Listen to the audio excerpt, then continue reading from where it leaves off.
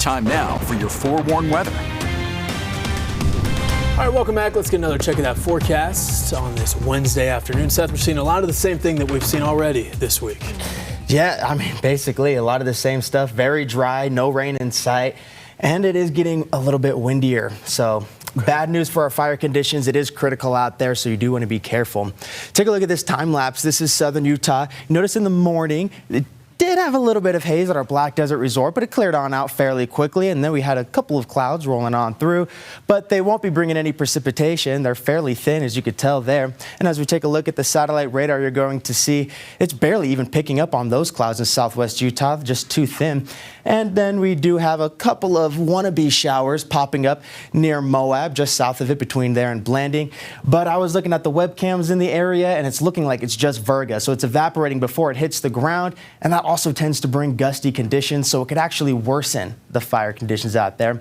We could take a look at the current wind gusts. 21-mile-an-hour wind gusts in Moab, probably thanks to that virga. We got 30-mile-an-hour wind gusts here in Salt Lake, a few other spots hitting the 30s, and a lot of double digits out there.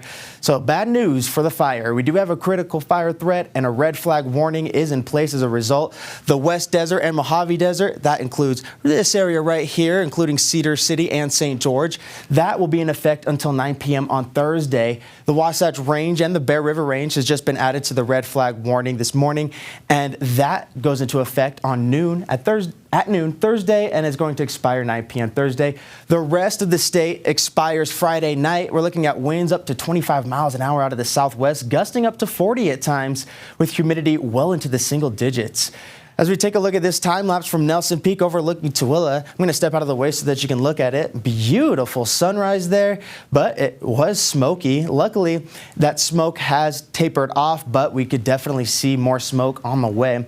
Future smoke model shows you when. Right around the late afternoon hours, 4 o'clock, we're going to start to see it up here in the Salt Lake Valley. Nothing like they're going to see in the Castle Country, though, and definitely not like anything they're going to see in the Four Corners region. The Dragon Bravo fire in Arizona is responsible for the smoke in the Four Corners region. Uinta Basin starting to get smoke from the Monroe Canyon fire, and we could still have a little bit of haze as we get into the late hours. It clears on out overnight, but it'll settle in the valley, so you may have a little bit of a hazy sunrise here and along the Wasatch Front, and then it picks back up tomorrow, pushing back into eastern Utah.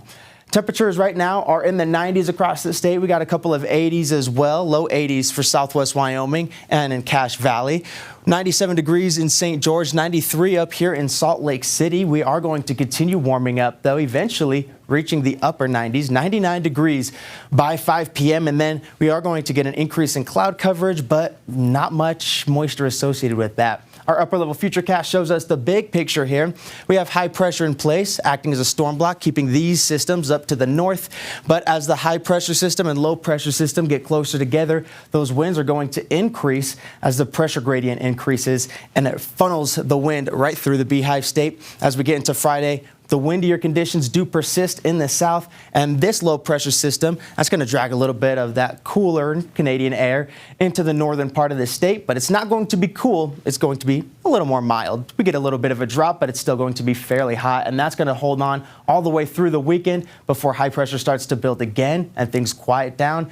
Temperatures warm up and it stays dry, unfortunately. Regional forecast for today shows we are going to be a few degrees above average across the state, a lot of 90s there, and triple digits down in southern Utah. We could even hit 100 degrees here on the Wasatch Front as well. It's not out of the question. 106 is the high in St. George, and it is going to stay hot for the next 7 days. We do have windy conditions now through Saturday in St. George, and even after that, it stays breezy, so that's definitely not helping with the fire risk. It's going to continue to exacerbate that. The Wasatch Front hitting 99 degrees today and tomorrow, flirting with triple digits, breezy conditions on your Thursday and Friday. And look at that drop, a 10-degree drop in temperatures from Thursday and Friday all the way into the 80s, and that holds on through the weekend before things start to warm back up and dry out to start the work week next week. So it's going to be dry, hot, and there is going to be an elevated fire risk throughout the next week.